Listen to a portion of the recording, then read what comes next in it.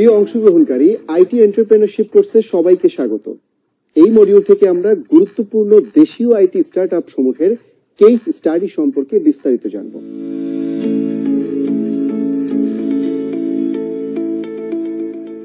প্রথমেই বিকাশ। বাংলাদেশে mobile financial সার্ভিসেসের একটি উদাহরণ বিকাশ, যা দেশের অর্থনৈতিক লেনদেন সহজ করেছে এবং বাংলাদেশের প্রথম ইউনিকর্ন বিজনেস হিসেবে পরিচিতি পেয়েছে, যার মানে হলো কোম্পানির বাজার মূল্য $1 বিলিয়ন ছাড়িয়েছে। এটি নগদ লেনদেনের ঝামেলা কমিয়ে এনেছে। এর মাধ্যমে ইউটিলিটি বিল সহজেই পরিশোধ করা যায়। অনলাইন এবং অফলাইন শপে বিকাশের মাধ্যমে পেমেন্ট করা যায়, যা ক্রেতাদের জন্য কেনাকাটাকে আরো সুবিধাজনক করে তুলেছে। বিদেশ থেকে পাঠানো রেমিটেন্সও বিকাশের মাধ্যমে সহজেই গ্রহণ করা যায়, যা প্রবাসী বাংলাদেশিদের পরিবারগুলোর জন্য একটি বড় সুবিধা। সর্বোপরি বিকাশ ক্ষুদ্র ব্যবসায়ী থেকে শুরু করে বড় ব্যবসায়ী পর্যন্ত সবাইকে আর্থিক লেনদেনের ক্ষেত্রে সমান সুবিধা প্রদান করেছে। 2018 সালে চালু হওয়া অ্যাপটি প্রতিটি পরিবারের দৈনন্দিন লেনদেনের ওয়ান স্টেপ সলিউশন হয়ে উঠেছে। বিকাশ হলো BRAC Bank, Money in Motion LLC, World Bank গ্রুপের International Finance Corporation, Bill and Melinda Gates Foundation Ant Group এবং সফটব্যাংক ভিশন ফান্ডের একটি যৌথ উদ্যোগ। 2010 সালে বিকাশ মানি ইন মোশন এবং ব্র্যাক ব্যাংকের মধ্যে একটি যৌথ উদ্যোগ প্রতিষ্ঠা করে। বিকাশ 21 জুলাই 2011 সালে বাংলাদেশে মৌলিক কার্যক্রমগুলো চালু করে। এর মধ্যে রয়েছে ক্যাশ ইন, ক্যাশ আউট এবং সেন্ড মানি। বাংলাদেশের জনসংখ্যার 70%-এরও বেশি গ্রামীণ এলাকায় বাস করে এবং যেখানে আনুষ্ঠানিক ব্যাংকিং পরিষেবাগুলি অ্যাক্সেস করা সাধারণ মানুষের জন্য একটু কঠিন। অন্যদিকে দেশে 165 মিলিয়নেরও বেশি মোবাইল ফোন ব্যবহারকারী রয়েছে। এমত অবস্থায় বিকাশের প্রতিষ্ঠাতারা মোবাইল ফোন ব্যবহার করে একটি মোবাইল ফাইন্যান্সিয়াল সার্ভিস প্ল্যাটফর্ম তৈরির সুযোগ দেখেছিলেন, যার মাধ্যমে সহজে টাকা পাঠাতে এবং গ্রহণ করতে, বিল পরিশোধ করতে পারবে। 2011 সালে বিকাশ আনুষ্ঠানিকভাবে রবি নেটওয়ার্কে তার পরিষেবা চালু করে। 2012 সালে 2 মিলিয়নেরও বেশি গ্রাহক বিকাশে নিবন্ধন করে। 2013 সালে বিকাশ সারা দেশে 50,000 এজেন্ট পয়েন্ট প্রতিষ্ঠা করেছে, যেন বাংলাদেশের সবচেয়ে প্রত্যন্ত অঞ্চলেও বিকাশের পরিষেবাগুলির অ্যাক্সেস করা যায়। 2015 সালে 20 মিলিয়নেরও বেশি গ্রাহক বিকাশে নিবন্ধন করে। 2016 সালে বিকাশ রেমিটেন্স গ্রহণ সার্ভিস চালু করে। এভাবেই বিকাশ তার কার্যক্রম সামনের দিকে এগিয়ে নিচ্ছে। 2021 সালে প্রথম ইউনিকর্ন বিজনেস হিসেবে বিকাশ আত্মপ্রকাশ করে। সম্প্রতি আধুনিক মার্কেটিং এর জনক হিসেবে পরিচিত ফিলিপ কোটলারের লেখা এসেনশিয়াল অব মডার্ন মার্কেটিং বইয়ের স্থানীয় সংস্করণে বাংলাদেশের শীর্ষস্থানীয় মোবাইল আর্থিক সেবাদানকারী প্রতিষ্ঠান বিকাশের দুটি কেস স্টাডি স্থান পেয়েছে। সেগুলো হলো বিকাশ বাংলাদেশের MFS স্টোরি ও বিকাশ অ্যাপ আ হাউজহোল্ড টুল। এরপরে রয়েছে পাঠাও। পাঠাও হলো বাংলাদেশের একটি শীর্ষস্থানীয় আইটি উদ্যোগ, যা রাইড শেয়ারিং এবং ডেলিভারি সার্ভিসের মাধ্যমে উল্লেখযোগ্য সাফল্য অর্জন করেছে।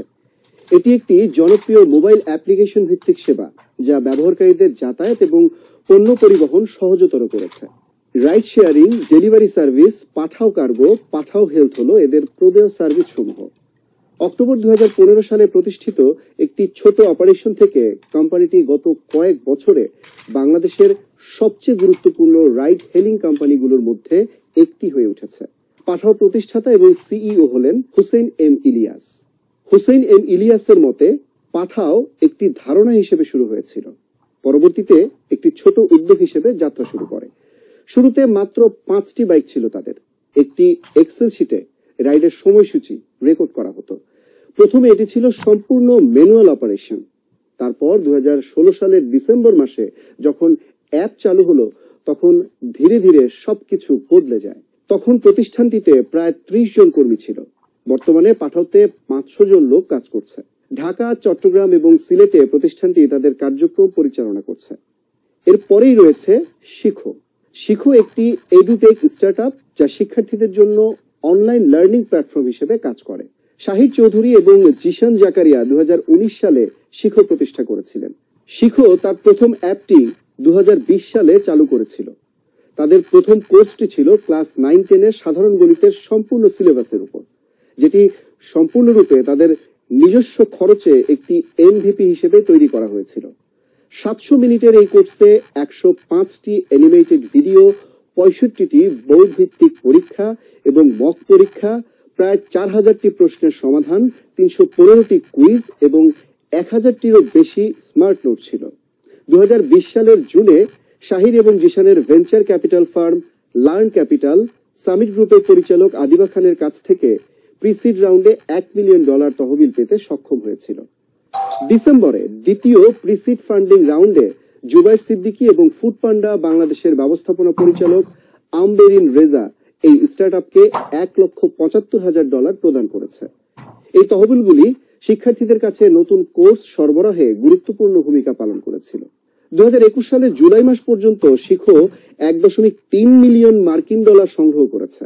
প্রাথমিক অবস্থায় বিনিয়োগকারী সংস্থাগুলি হল Wavemaker Partners, Learn Start, Learn Capital, Anchorless Bangladesh এবং টিচেবলের সিইও অঙ্কুর নাগপাল।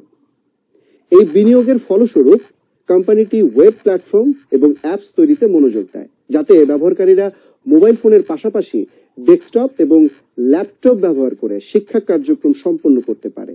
শিখো বিদেশি বিনিয়োগকারীদের কাছ থেকে মোট $5.3 মিলিয়ন সংগ্রহ করতে সক্ষম হয়েছে, যা এখন পর্যন্ত কোনো বাংলাদেশি স্টার্টআপের জন্য সবচেয়ে বড় প্রাপ্তি।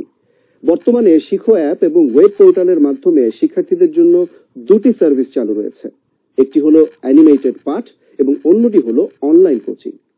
উপরোক্ত কেস স্টাডিগুলোর মাধ্যমে দেখা যায় যে বাংলাদেশের আইটি স্টার্টআপগুলো দেশের অর্থনৈতিক এবং সামাজিক পরিবর্তনে গুরুত্বপূর্ণ ভূমিকা পালন করছে। সামগ্রিকভাবে আইটি স্টার্টআপগুলোর সাফল্যের গল্প প্রমাণ করে যে সঠিক পরিকল্পনা, বিনিয়োগ এবং উদ্ভাবনের মাধ্যমে যে কোনো উদ্যোগকে সফল করা সম্ভব। এই উদাহরণগুলো আমাদেরকে আরো উৎসাহিত করবে এবং একটি শক্তিশালী প্রযুক্তি নির্ভর বাংলাদেশ গড়তে সাহায্য করবে। প্রিয় অংশগ্রহণকারী, এই টিউটোরিয়ালে আমরা গুরুত্বপূর্ণ দেশীয় আইটি স্টার্টআপ সমূহের কেস স্টাডি সম্পর্কে জানতে পেরেছি।